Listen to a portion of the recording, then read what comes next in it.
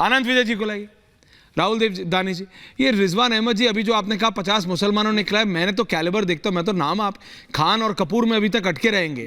आप कैलिबर देखिए, एक सेकंड रिजवी जी, आनंद विजय जी, सुधांशु जी आ रहा हूं, एंड में आ रहा हूं। आनंद जी कैलिबर देखते हैं, हमने तो ये नहीं देखा कि यूपीएससी 1 जो पहली रैंक किसकी आई है, उनकी क्या कास्ट है, वो कौन से, ये सब देखा जाता है। ये देखा जाता है भाई कि भाई कितना कैलिबर है। ये क्या, ये जाति पे कैसे हो रहा है, ये क्या हो रहा है, धर्म के नाम पे क्या हो रहा है आनंद जी? जी मैंने शुरुआत में जब कहा था आरंभ में कि अकादमिक बहस में नहीं फंसना चाहिए, तो दरअसल जब आपने एक पत्रकार महोदय से शुरुआती प्रतिक्रिया ली थी, पत्रकार महोदय क्या होता है, नाम लिया कीजिए ना। शरद जी थे, हाँ बोलिए। लालू यादव के बयान को वो एकेडमिक रूप देना चाह रहे थे। लालू यादव के बयान पर जिस प्रकार से पॉलिटिकल बयान है, प्रधानमंत्री ने उसी प्रकार से उसको पॉलिटिकली उसका इस्तेमाल किया। इस बात में किसी को आपत्ति या किसी को संदेह नहीं होना चाहिए कि प्रधानमंत्री जिस प्रकार से राजनीतिक तौर पर किसी बात को लेकर आगे बढ़ा देते हैं, वो क्षमता इस वक्त भारत की राजनीति में नहीं है।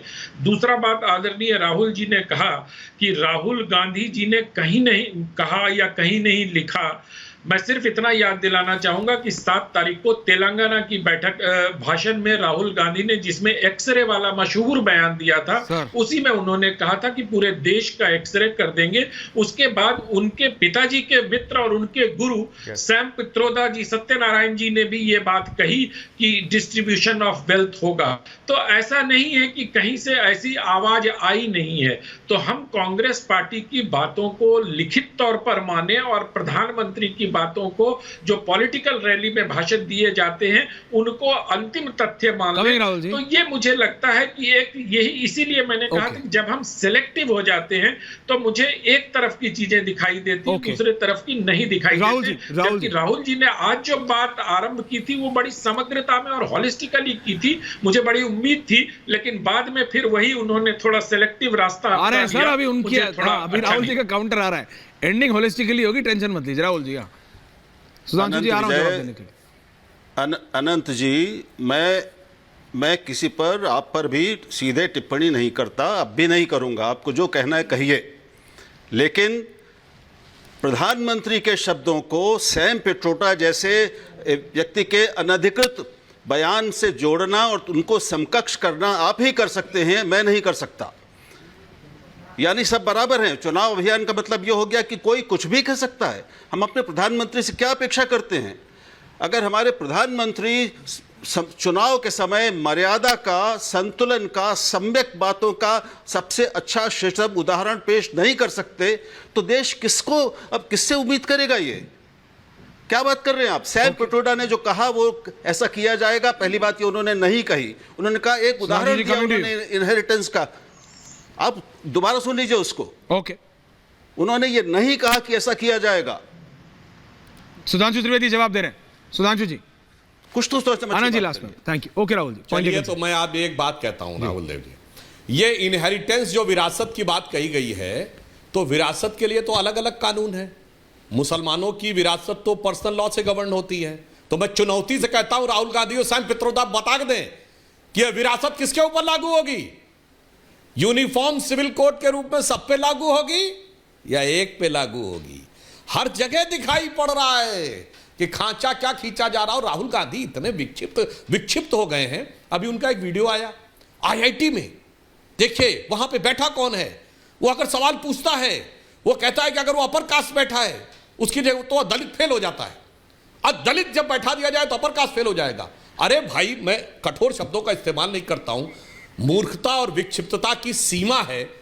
अरे भैया, तेरे पिताजी के बाबा ने आईआईटी बनाई थी तो एक जर्मनी के कोलैबोरेशन से, ब्रिटेन के कोलैबोरेशन से, एक रशिया के कोलैबोरेशन से, एक यूएसए के कोलैबोरेशन से। हम लोगों ने फिजिक्स पढ़ी है, रेस्निक हेलिडे की फिजिक्स पढ़ी है, यूरोडॉफ की मैथमेटिक्स पढ़ी है। मेरे भाई, रशियन राइटर यूरोडॉफ की मैथमेटिक्स में दलित सवर्ण कहां से आ गया? रेस्निक हेलिडे जो कि फिजिक्स का है, लिखता है, बर्कले सीरीज पढ़ी फिजिक्स में, उसमें दलित सवर्ण कहां से आ गया? इसलिए मैं कहता हूं राहुल गांधी बिल्कुल जैसे लगता विक्षिप्त हो गए हैं, पता नहीं कौन। मतलब एक आचार्य प्रमोद कृष्णन ने एक शब्द प्रयोग किया था, कि कांग्रेस पार्टी इस समय इस कदर मतिभ्रम हो गई है कि ये वामपंथी वेताल आकर उनके सर पे बैठ गए। उन्होंने बड़ा बढ़िया मजेदार शब्द प्रयोग किया था, वामपंथी वेताल। ये वामपंथी वेतालों ने कंधे पे बैठ के पता नहीं क्या घुमाया है कि उनको यही नहीं समझ में आता कि हम किसको निपटा रहे हैं, अपने को निपटा रहे हैं कि दूसरे को निपटा रहे हैं। और भाषा की मर्यादा की बात राहुल जी ने सही बात कही, राहुल देव जी का मैं समर्थन करता हूं, पर प्रधानमंत्री जी के लिए क्या बोलते हैं, वो डरता है, उसका पैर कांपता है। और वो जब नीचे गया समुद्र में, ये शब्द प्रयोग होता तू तड़ाक, और कहते समुद्र में गया डुबकी लगाने। अरे भाई वो स्कूबा डाइविंग करने नहीं गए थे, वो द्वारका को देखने गए थे। यह है राहुल गांधी की विदेशी मानसिकता कि भारत की समृद्धि की प्रतीक द्वारका, जिसे हम लोगों के जमाने में हिस्ट्री में पढ़ाया गया